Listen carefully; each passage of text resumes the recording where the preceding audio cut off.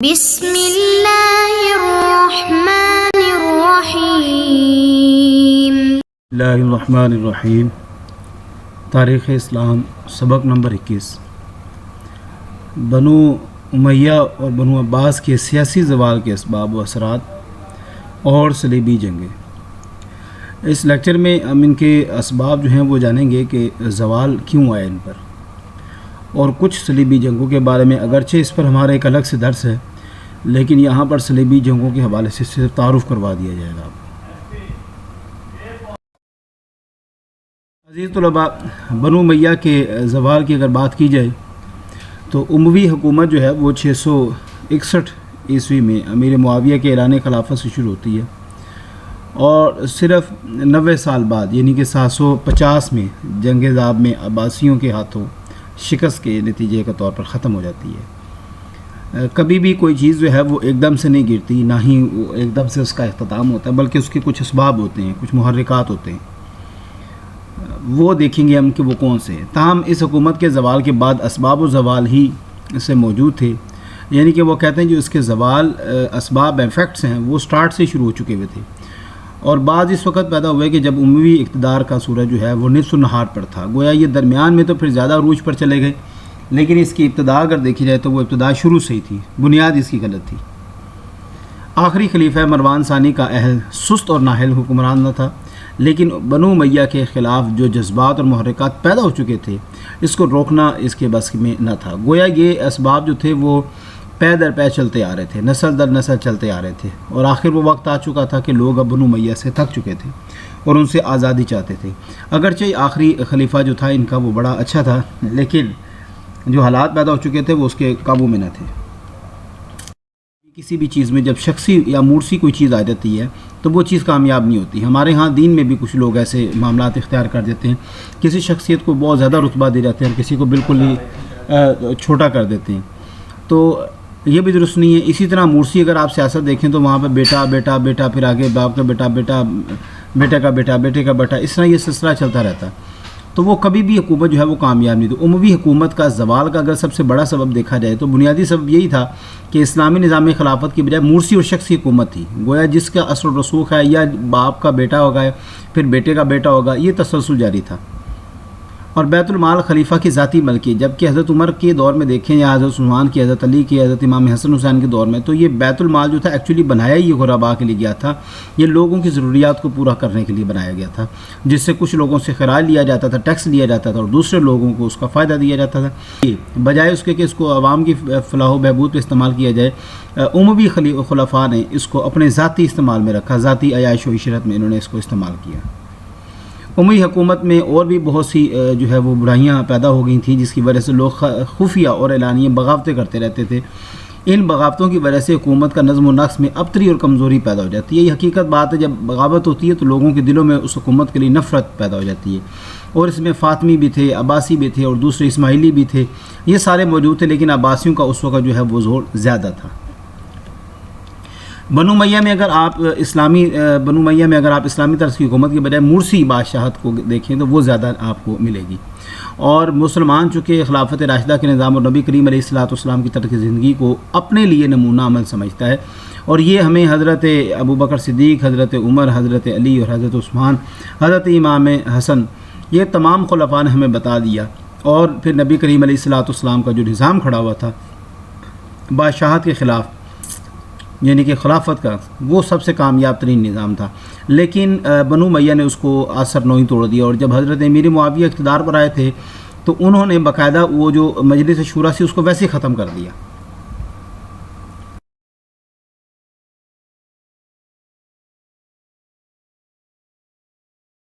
ثانیہ کربلا، اب یہ وہ کربلا یا واقعہ ہے یقین کریں کہ جس کی وجہ سے سب سے زیادہ معاملہ خراب ہوا ہے،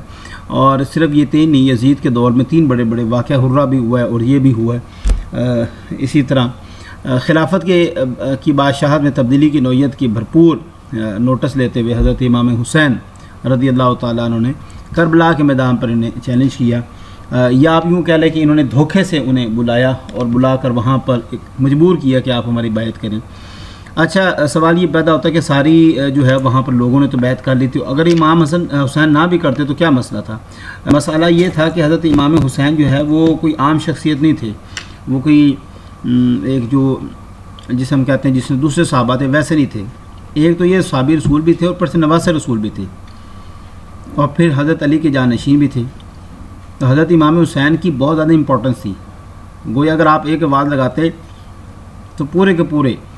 مدینہ مکہ جہاں پہ بھی لوگ ہیں وہ آپ کی بیعت پہ آ جاتے. تو ایکچولی ضروری یہ تھی کہ ان کو کسی نہ کسی طرح منایا جائے. تو یزید نے ان کے لیے آرڈر دے دیا،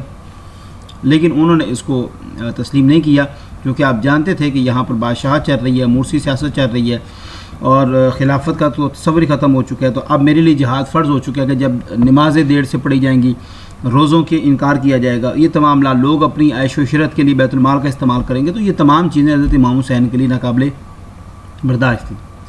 اس کے بعد کوفہ کی مدد سے ان کا مقابلہ کرنا چاہے، لیکن کوفی عوام نے حکومت وقت کے ساتھ دیا اور حضرت امام حسین کا ساتھ نہ دیا، بلکہ ان کے ساتھیوں کو شہید کر دیا گیا.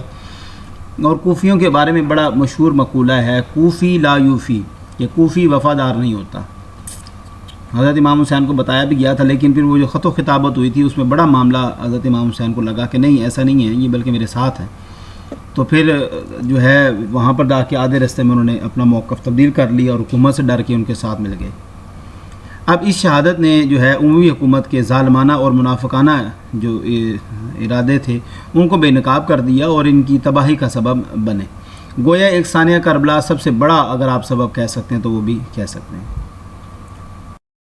ولی عہد کا نظام، اموی حکومت کی عمارت جو تھی اس کے زوال کی اگر لہر دیکھی جائے تو وہ اموی خلفاء میں ایک کی بجائے دو ولی عہد ہوتے تھے. اگر آپ دیکھیں تو ہمارے سلاطین میں یہ روایت رہی کہ ایک بادشاہ ہوتا ہے، اس کے آگے اگرچہ 4-5 بیٹے ہیں تو وہ کسی ایک بیٹے کو اپنی جو ہے نا وہ دیکھتا ہے کہ جس میں قابلیت ہے اس کو وہ اپنی سلطنت یا بادشاہ دیتا ہے. اگر اسی طرح ہمارے سلاطین میں دیکھیں یا ہمارے بادشاہوں میں دیکھیں تو یہی روایت چلی آ رہی ہے. لیکن جو اموی خاندان تھے انہوں نے ایک الگ سے روایت نکال دی جس میں 2 ولی عہد بنا دیے. اب ظاہری بات آپ کو پتہ ہے جہاں پر 2 ولی عہد ہوں گے تو وہاں پہ امن و سکون تو بالکل ہو ہی نہیں سکتا. تو اس کا آغاز مجبوری کے تحت ہوا تھا. مروان بن حکم نے اس کا کیا تھا، اور اس کے بعد خالد بن یزید اور عمر بن سعد بن العاص کو ولی عہد مقرر کر دی گیا، اور پھر یہ رواج ہی پڑ گیا. گویا پھر جو بھی لوگ آتے تھے وہ اپنا اپنا آگے 2 مقرر کرتے رہتے تھے. پھر مروان بن نے تدبیر کے ساتھ اور سیاست کھیلتے ہوئے ان دونوں کو عہد سے معزول کر دیا گیا. عہدے سے جب ہٹایا تو اپنے بیٹے کو عبد الملک کو اور عبد العزیز کو یکے بعد دیگرے دونوں کو ولی عہد بنا دیا گیا. آگے بنو ہاشم اور بنو اپنا امیہ. اچھا یہ آپ کو ہم نے فرسٹ لیکچر میں بھی میں نے یہ کلیئر کیا تھا کہ بنو ہاشم کی نا یا قریش کی اور امیہ کی، یہ ان دونوں کی جو ہے وہ بڑے پرانی جنگ چلتی آ رہی ہے. یعنی کہ جو بنو امیہ ہے یہ تھا سپہ سالاری، ان کے پاس زیادہ تر سپہ سالاری سرداری ہوتی تھی. بنو ہاشم و قریش یہ جو قبائل تھے ان میں لوگ بڑے عقل مند اور دانا پیدا ہوتے تھے، اور اس کے بعد خوبصورت بہت ہوتے تھے. تو کچھ چیزیں ایسی تھیں کہ جو مقابلے میں آ جاتی تھی، تو وہاں پر ان کی بڑی آپس میں جو ہے وہ رقابت سی چلتی تھی. تو اسلام سے قبل بھی مکہ میں بنو ہاشم اور بنو امیہ کی اہم ترین قریشی قبائل تھے، اور دونوں کے درمیان شروع سے ہی رقابت رہی. اگر آپ دیکھیں تو یہ جو غزوہ احد ہوا ہے اس میں بھی بنو امیہ کے لوگ ہی آگے آئے تھے نا. خالد بن ولید تھے، ابو سفیان تھے، یہ 2. تو یہ سارے لوگ بنو امیہ کے آگے آئے تھے ان کو قریش کے سامنے، بنو ہاشم کے سامنے، اور بعد میں بھی اسی طرح ہی یہ معاملات چلتے رہے. تو اب ظاہری بات ہے یہ دونوں اقتدار سامنے ہیں تو ان کو مزید بھڑکانا جو ہے نا ان کے لیے بڑا آسان تھا. اور خاص طور پر بنو امیہ کے لیے اس خاندان کو قبول کرنا بالکل ہی ممکن تھا. اور اس رقابت کی وجہ سے کہ نبی کریم علیہ الصلوۃ والسلام کو بعض امی لوگوں نے قبول نہ کیا، اور فتح مکہ کے بعد امی لوگ ایمان لائے اور یہ کشمکش کا سلسلہ ختم ہوا. آپ صلی اللہ علیہ وسلم نے تو قبول کیا، آپ صلی اللہ علیہ وسلم نے باقاعدہ دعوت بھی دی، لیکن یہ خود نہ آتے تھے. ٹھیک ہے، اگر آپ دیکھیں ابو سفیان کو کتنی دفعہ دعوت دی گئی اور باقی ان کے سرداران کو کتنی دفعہ دعوت دی گئی. لیکن حضرت عثمان رضی اللہ تعالی عنہ کی شہادت کے بعد امیر معاویہ نے حضرت علی رضی اللہ تعالیٰ کے خلاف جنگ کی، تو یہ دشمنی والے جذبات پھر ابھرنے لگے، اور آخرکار یہ انجام حضرت امام حسین پہ ختم ہوا. یہ یاد رکھیے گا کہ حضرت عثمان بھی بنو امیہ سے ہی ہیں، اور بنو امیہ کے حوالے سے میں آپ کو بات بتا دوں کہ جب حضرت امام عثمان کی حضرت عثمان کی حضرت عثمان کی جب شہادت ہوتی ہے تو اس وقت کیا کیا، ان کی جو سسٹر تھی یعنی کہ حضرت امیر معاویہ کی، جو کہ حضرت عثمان کی زوجہ تھی، ان کا کرتا بھی لے لیا، اور ان کا کرتا لے کر خون آلود، اور حضرت حضرت عثمان کی انگلیاں جو تھیں وہ کٹی بھی لے کر وہ لا کے انہوں نے کوفہ کی جامع مسجد پہ لٹکا دی شام کی، اور حضرت امیر معاویہ نے کہا کہ جی دیکھیں جی انہوں نے آپ کے خلیفہ کے ساتھ کیا کیا، اب ہمارے لیے قصاص لینا لازم ہو گیا، فرض ہو گیا۔ تو وہاں سے بھی ایک شورش پیدا ہوئی، جس سے پھر آگے حضرت علی کے ساتھ انہوں نے جنگ کی۔ اس طرح ہاشمی تحریک کا نام دے کر بنو عباس نے بنو امیہ سے شہادت امام حسین کا انتقام لینا شروع کر دیا۔ گویا حضرت امام حسین آپ یوں سمجھ لیں کہ وہ کڑی بن گئے، جو آپ کا یہ سلسلہ ختم ہوا جو مکہ سے نبی کریم علیہ الصلوۃ والسلام کے دور سے چلا تھا، تو اس کی اختتام جو ہے وہ حضرت امام حسین پر ہوتی ہے۔ موالی کی ناراضگی۔ اچھا، یہاں پر موالی سے مراد وہ ہیں جو غیر عرب ہیں۔ گویا غیر عرب کو موالی کہا جاتا تھا، اور غیر عرب کے درمیان کوئی بھی فرق روا نہیں رکھا جا سکتا تھا۔ اجمیوں کی نفرت ابو مسلم خراسانی کی تحریک کو کامیاب بنا گئی۔ یہ میں آپ کو پہلے درس میں بتا چکا ہوں کہ عربی جو ہے وہ ہمیں اجمی سمجھتے ہیں، گویا ہم سمجھتے ہیں وہ گونگے ہیں، اور دوسری زبان میں کہیں تو یہ ہمیں جاہل سمجھتے ہیں، اور وہ خود اپنے آپ کو بڑا دانا اور فصیح اللسان سمجھتے ہیں۔ تو جب اسلام بڑھتا گیا، پھر بنو امیہ آ گیا، بنو امیہ تو پھر پہلے ہی اس میں زیادہ تیز تھا، تو بنو امیہ غیر عربوں کو اہمیت نہیں دیتے تھے، تو بنو امیہ کے حکمرانوں نے اخلاقی پستی آسمان کی بلندی کو چھو رہی تھی ان کی، اور اس کا آغاز تو یزید اول کے زمانے سے ہی ہو گیا تھا۔ شراب نوشی اور دیگر لب و لعب اس کی زندگی کا حصہ تھا، اور یہی وجہ تھی کہ اس نے پھر ایسا فاسقانہ جو ہے ایک رویہ اختیار کیا۔ عبد الملک اور ولید اول کی زندگیاں اگرچہ اس طرح کی اخلاقی عیوب سے پاک تھیں، لیکن انہوں نے بھی اپنے مقصد کو حاصل کرنے کے لیے ہر حد پار کر دی، سوائے حضرت عمر بن عبدالعزیز کے۔ یہ واحد وہ خلیفہ ہیں جی بنو امیہ کے، جس طرح وہ کہتے ہیں نا چھپڑ میں گیندے کا پھول اگتا ہے، بڑا خوبصورت ہوتا ہے وہ، تو یہ حضرت عمر بن عبدالعزیز ایسے ہی ہیں، وہ پھول ہیں، اور جن کی بالکل جو نظام حکومت تھی وہ بالکل ان کی طرح تھی، خلافت راشدہ کی طرح تھی، اور باقاعدہ ان کی حکومت کو بڑا سراہا گیا، اور ان کی خلافت کو بڑا سراہا گیا، وعلیکم السلام، اور ان کی خلافت کو بھی بہت زیادہ سراہا گیا۔ باقی سب جو ہے وہ کسی نہ کسی طرح کسی نہ کسی برائی میں مبتلا تھی۔ عباسی زوال کی اگر بات کی جائے تو بنو عباس کے زوال کی اصل وجہ یہ نہ تھی کہ ان کے حکمران نااہل تھے، بلکہ سب سے بڑی وجہ یہ تھی کہ ترکوں کا عروج تھا، جو معتصم کے زمانے سے اپنے اثر و رسوخ پر اضافہ کر رہے تھے۔ اب ادھر سے جیسی عباسیوں کا دور ختم ہوتا ہے تو ادھر سے ترکیوں کا، سلجوقوں کا جو ہے وہ دور شروع ہو جاتا ہے۔ اصل میں عباسیوں کو خلافت دلانے میں بڑا جو ہاتھ وہ ایرانی کا تھا، اور عباسیوں نے ذاتی مسلط کے تحت ایرانی کے اثر و رسوخ کے کم کرنے کے لیے ترکوں کو آگے بڑھایا، جو خود ان کے لیے نیک فال ثابت نہ ہوا۔ ظاہری بات ہے وہ پھر آگے ان کو الٹا ہی پڑ گئے، کسی کے لیے گڑھا کھودیں گے تو خود پہ ہی گریں گے، تو یہ عباسیوں کے ساتھ وہ ہوا تھا۔ اور متوکل کے بعد ترک عمراء کا اقتدار اور بڑھ گیا، اور وہ خلیفہ کے حکم سننے سے بھی انکار کر دیا گیا۔ اگر آپ یہ عثمانیہ میں بھی دیکھیں تو ایسے ہی ہوا تھا، جیسے سلجوق نے جب حکومت جاری کیا تھا تو اس میں عثمانیوں نے بھی منع کر دیا تھا کہ اب ہم اپنی ایک ریاست بنائیں گے، تو انہوں نے بادشاہ کے حکم ماننے سے انکار کر دیا۔ صحیح وہیں پر یہاں پر یہ چیز ہوئی ہے، انہوں نے کئی خلفاء کو اتارا اور بعض کو قتل بھی کیا، اور اس طرح ترکوں نے مرکزی حکومت کو کمزور تو کر دیا، لیکن خود کوئی مضبوط حکومت قائم نہ کر سکے۔ یہ سلجوقوں کی ابتدائی حکومت کی بات کر رہے ہیں۔ اس کے بعد تو پھر آپ دیکھیں کہ 3 براعظموں پر پھیلی جو ہے وہ سلطنت عثمانیہ اور سلجوقیوں کی حکومت ہے۔ صلیبی جنگوں کے حوالے سے میں یہاں پر مختصر سا بتا دیتا ہوں۔ اصل میں صلیبی جنگوں کے حوالے سے ہم پڑھیں گے اس سے اگلے انشاءاللہ تعالی درس میں، اور اس میں ایک تفصیل سے اس پہ بحث کریں گے۔ سلجوق سلطنت کے سیاسی زوال کے آغاز اور ملک بھر میں پھیلی خانہ جنگی کا سبب بنا صلیبی جنگ، یہ نمبر 1 ہے۔ اس کے بعد اہلیان یورپ نے اس کی بھرپور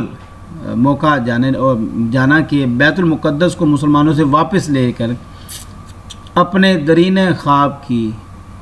جو ہے وہ اس کو عملی جامہ پہنایا جائے اور اس کو آغاز کیا جائے۔ گویا اصل میں دیکھا جائے تو بیت المقدس جو ہے وہ ان کی اولین پرائیورٹی تھی، اور اس کے لیے مدد کی سلجوقیوں نے، وہ کس طرح کہ انہوں نے نااہلی کا ثبوت دیتے ہوئے عیسائیوں کو، مسیحیوں کو اتنا فروغ دے دیا، بڑے سے بڑے عہدوں پر بٹھا دیا کہ ان کے لیے بعد میں کسی بھی سلجوق حکومت کو گرانا بھی مشکل نہیں تھا، اور بیت المقدس پر حملہ کرنا اور اس طرح اس کو حاصل کرنا بھی مشکل نہیں تھا۔ اور یہ بھی میں آپ کو ایک عرض کرتا چلوں کہ یہ صلیبی جنگیں جو ہیں ان کو صلیبی اس لیے کہا جاتا ہے کہ یہ مذہبی جنگیں تھیں، اس میں صلیب کے نام پر انہوں نے جنگ کی تھی، اور اس طرح ان صلیبی جنگوں کا آغاز جو کہ کم و بیش 200 سال مسلمانوں پر مسلط رہی، ان کی ابتدا ہوتی ہے۔ اور عیسائیوں نے چونکہ پہلی صلیبی جنگ میں بیت المقدس پر قبضہ کر لیا تھا، اور جبکہ اس سے قبل سلجوق فاطمیوں کے ہاتھوں فلسطین گوا چکے تھے، فاطمی اور اسماعیلی جو ہیں انہوں نے آخر دم تک ناک میں دم کر رکھا تھا تمام حکومتوں کی، اگرچہ یہ چھوٹے چھوٹے تھے لیکن اس میں لوگ بڑے ذہین اور مکار قسم کے لوگ ہوا کرتے تھے۔ سلجوقیوں کے اقتدار کا سورج غروب ہوتے ہیں تو یوں لگا کہ کرۂ ارض اس وقت اس علاقے میں اب مسلمانوں کی ہمیشہ کے لیے جو ہے وہ بسرگول ہو چکا ہے، اور عیسائی سلطنت کے علاوہ اب کوئی یہاں کسی کا راج نہیں ہوگا۔ لیکن بہت جلدی دنیا کے دیکھا کہ عثمانی سلطنت جو ہے وہ واپس اپنے اقتدار کو آتی ہے، اور سلجوقیوں کی جو لرزتی ہوئی حکومت ہے اس کو اس نے پرے کر دیا، اور اس کے بعد خود اپنا اقتدار میں آ گیا۔ اور پھر عثمانیوں کا تو کیا کہنا، اس میں تو پھر عثمان ارطغرل الغازی کا بیٹا، اور اس کے بعد پھر اورحان کے بعد ارسلان کے بعد پھر سلطان، اور یہ تمام پھر لوگ اس ناحیے کے بعد دکھ رہے ہیں۔ تو اگر اس کا خلاصہ اگر اس کا دیکھا جائے تو کسی بھی حکومت یا ریاست کے عروج کے لیے ہمیشہ نہیں رہتا، کہیں نہ کہیں ظاہری بات ہے اس کا زوال ضرور آتا ہے، اور جب زوال آئے گا تو اس کے اسباب اور محرکات بھی ہوتے ہیں جن کو ہم یہاں پر زیر بحث لے کر آئے ہیں۔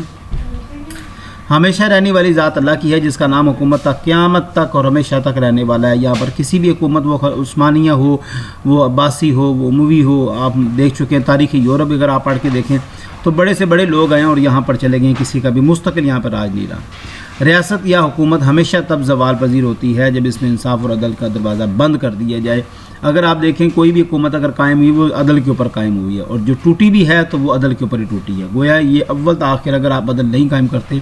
آپ کی حکومت قائم نہیں ہو سکتی۔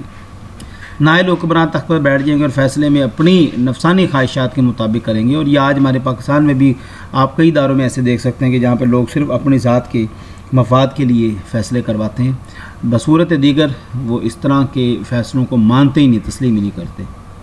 آخر میں مرسی سیاست ہو یا ریاست ہو یا سلطنت ہو، یہ سب ایسے ہی ہیں جیسے کاغذ کی کشتی جسے امتحان کے پانی میں پڑے اور وہ سب کے سب بکھر جائے گی۔ اگر آپ چاہتے ہیں آپ کی سیاست، ریاست، حکومت، رعایا قائم رہے تو اس کی ایک ہی صورت ہے کہ لوگ میرٹ پر آئیں۔ جب تک آپ کے لوگ میرٹ پر نہیں آئیں گے کسی بھی چیز کی حکومت قائم رکھنا ممکن نہیں ہے۔ عزیز طلباء، یہاں پر 10 نمبر 21 ہمارا مکمل ہوتا ہے۔ انشاءاللہ تعالی اگلے درس کے ساتھ ملیں گے۔ جزاک اللہ، اللہ حافظ۔